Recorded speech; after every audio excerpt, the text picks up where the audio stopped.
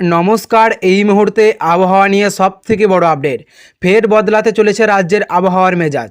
গত কয়েকদিন ধরে দফায় দফায় কালবৈশাখী ও বৃষ্টির জেরে দক্ষিণবঙ্গের বিভিন্ন জেলায় তাপমাত্রা খানিকটা কমলে ভ্যাপসা গরম থেকে মিলেছে স্বস্তি।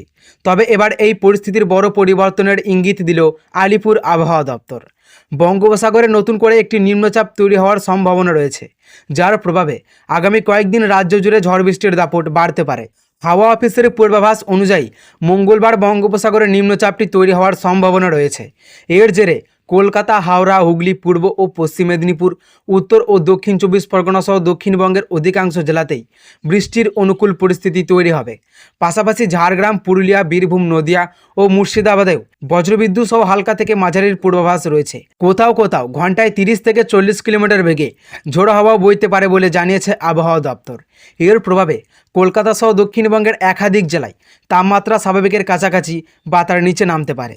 যদিও আজ দক্ষিণবঙ্গের বৃষ্টির দাপট তুলনামূলক কম থাকবে বলেই পূর্বাভাস, তবু একাধিক জেলায় জারি হয়েছে সতর্কতা।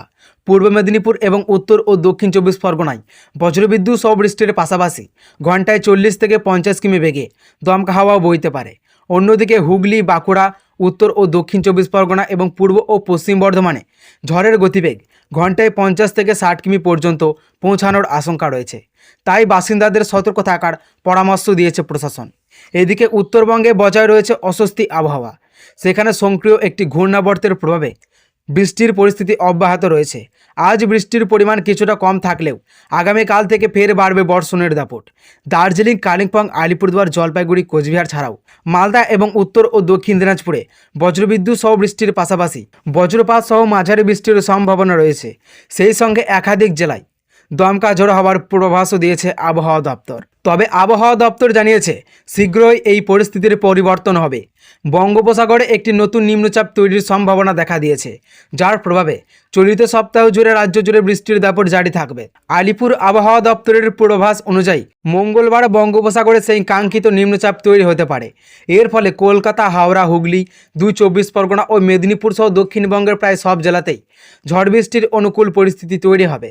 ঝাড়গ্রাম, পুরুলিয়া, বীরভূম, মুর্শিদাবাদ, নদিয়াতে বজ্রবিদ্যুৎ সহ বৃষ্টির সম্ভাবনা রয়েছে। এই জেলাগুলিতে হালকা থেকে মাঝারি বৃষ্টির পাশাপাশি ঘন্টায় 30 থেকে 40 কিলোমিটার বেগে ঝড়ের সম্ভাবনা রয়েছে। বৃষ্টির প্রভাবে তিলোত্তমায় তাপমাত্রার পারদ স্বাভাবিক বা তার নিচে থাকার সম্ভাবনা রয়েছে। আজ দক্ষিণবঙ্গের জেলাগুলিতে বৃষ্টির তীব্রতা তুলনামূলক কম থাকলেও কিছু জেলায় সতর্কতা জারি করা হয়েছে। পূর্ব মেদিনীপুর এবং উত্তর ও দক্ষিণ 24 পরগনায় বজ্রবিদ্যুৎ সহ বৃষ্টির সঙ্গে ঘন্টায় 40 থেকে 50 কিলোমিটার বেগে হাওয়া বইতে পারে। এছাড়া হুগলি, উত্তর ও দক্ষিণ 24 পরগনা, বাঁকুড়া এবং 2 বর্ধমানে ঝড়ের গতিবেগ ঘন্টায় 50 থেকে 60 কিলোমিটার পর্যন্ত পৌঁছাতে পারে বলে জানানো হয়েছে। এই জেলাগুলিতে বিশেষ সতর্কতা অবলম্বন করতে বলা হয়েছে। অন্যদিকে উত্তরবঙ্গের আবহাওয়া নিয়েও বিশেষ আপডেট দিয়েছে হাওয়া অফিস। সেখানে একটি ঘূর্ণাবর্ত অবস্থান করায় বৃষ্টির পরিস্থিতি বজায় রয়েছে। আজ উত্তরের জেলাগুলিতে বৃষ্টির সম্ভাবনা কম থাকলেও আগামীকাল থেকে বর্ষণের পরিমাণ ফের বৃদ্ধি পাবে।